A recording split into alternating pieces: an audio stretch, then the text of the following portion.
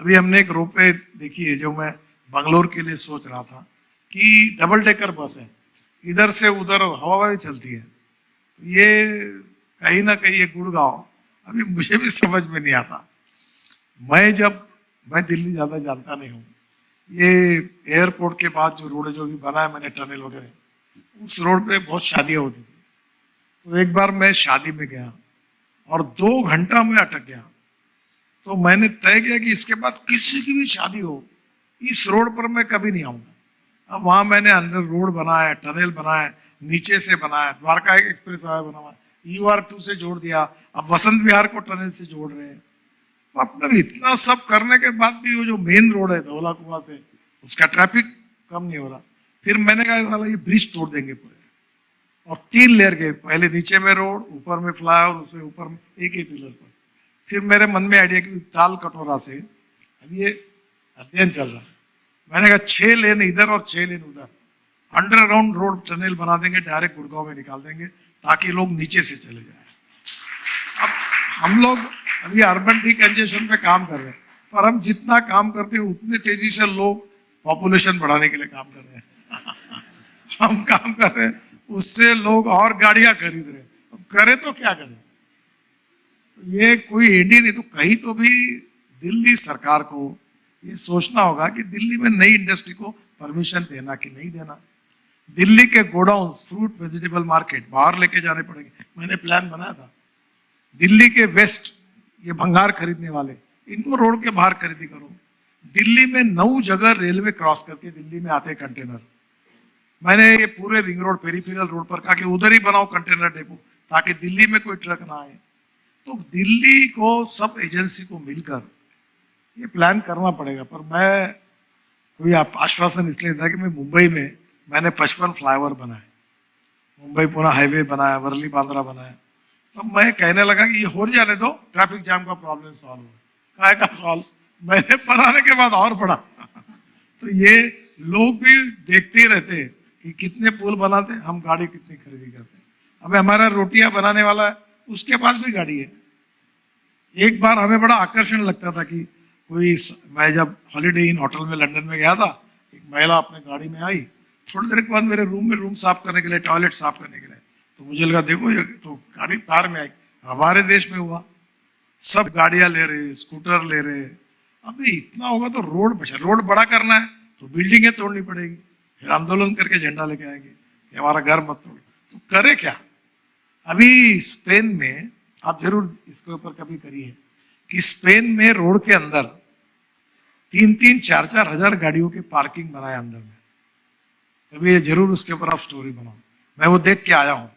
अब स्पेन की कंपनी और आर्किटेक्ट को मैंने बुलाया कि दिल्ली, मुंबई, कलकत्ता, चेन्नई में जमीन के अंदर, रोड के अंदर। पर समस्या का ये कहीं ना कहीं लॉन्ग टर्म, मिड टर्म और इमीडिएट, लॉन्ग टर्म में सोचना होगा कि ग्रोथ कितनी होगी शहरों की। कहीं तो भी सैटेलाइट सिटी बनानी पड़ेगी, या नई इंडस्ट्री, नए ऑफिस खोलना कि नहीं खोलना, इसके ऊपर थोड़ा सोचना होगा। कोई डेडलाइन आप दे पाएंगे? ये जो बस की जिसका आप जिक्र कर रहे हैं, या फिर दिल्ली में रोपवे की, कुछ आपने सोचा है कि इस साल तक तो मैं ये करके रहूंगा? देखो अभी दिल्ली में इलेक्ट्रिक बस आ गई। अच्छा, आप जो बस कह रहे थे वो पीछे चल भी रही है? ये है, ये देखिए। अब ये देखो, ये बस जो है टाटा बना रही है, 135 सीटर है। इसके अंदर की सीटें बहुत अच्छी है, और ये फ्लैश चार्जिंग सिस्टम है, और इसको सामने से एंट्री। अभी यहाँ ये भी है कि हमारे यहाँ लोग टिकट नहीं दे, पैसे नहीं देते। अब ये बस बहुत सुंदर बनी है। इसकी बैटरी अलग है, लिथियम आयन की नहीं है।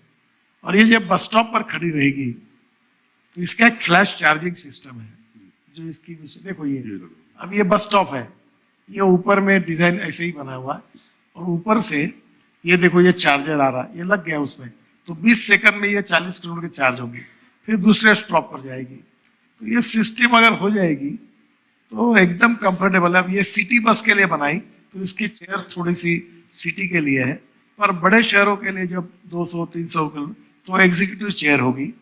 तो ये ट्रांसपोर्ट सिस्टम में आमूलाग्र बदल होगा।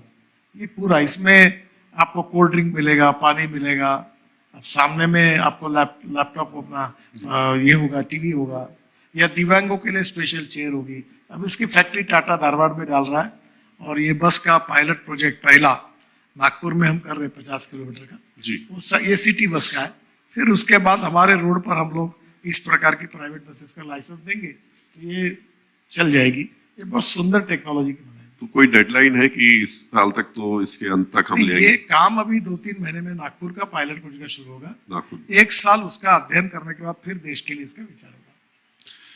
मैं इस वजह से आपसे इसलिए पूछ रहा हूँ, ये जिक्र कर रहा हूँ कि एक कंपैरिजन हम लोगों ने एक स्टडी की, रिसर्च की, उसमें पाया कि अमेरिका में आप एक्सप्रेसवे बहुत बनवा रहे हैं, लेकिन अमेरिका में जब एक्सप्रेसवे पे 1900 किलोमीटर का हम कोई सफर तय करें तो 20 से 22 घंटे में पहुंच जाते हैं, लेकिन भारत में वही सफर तय करने में 45 घंटे लग जाते हैं।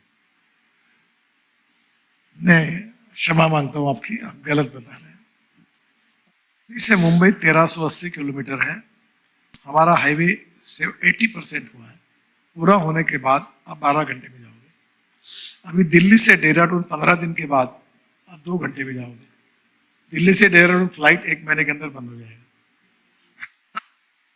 अब दिल्ली से जयपुर 2.25 घंटे में जा रहे हैं। अब दिल्ली से मेरठ आपको 3.5 घंटे लगते थे, अब दिल्ली से मेरठ 45 मिनट में हो गया। अब दिल्ली से कटरा हम लोग 6 घंटे में होगा, और ऐसे देश में बेंगलोर से चेन्नई 2 घंटे में होगा। मैसूर से बेंगलोर 3 घंटे लगते थे, 1 घंटे में हुआ। तो अब अभी करीब 36 ऐसे ग्रीन एक्सप्रेस, दिल्ली से मद्रास चेन्नई हम हाईवे बना रहे नया सूरत से। तो हम ये समय अमेरिका, आप देखो आपको एक बात बता दूं, मैंने ये कहा था कि American roads are not good because America is rich, but America is rich because American roads are good. ये जॉन एफ कैनेडी जी ने कहा था।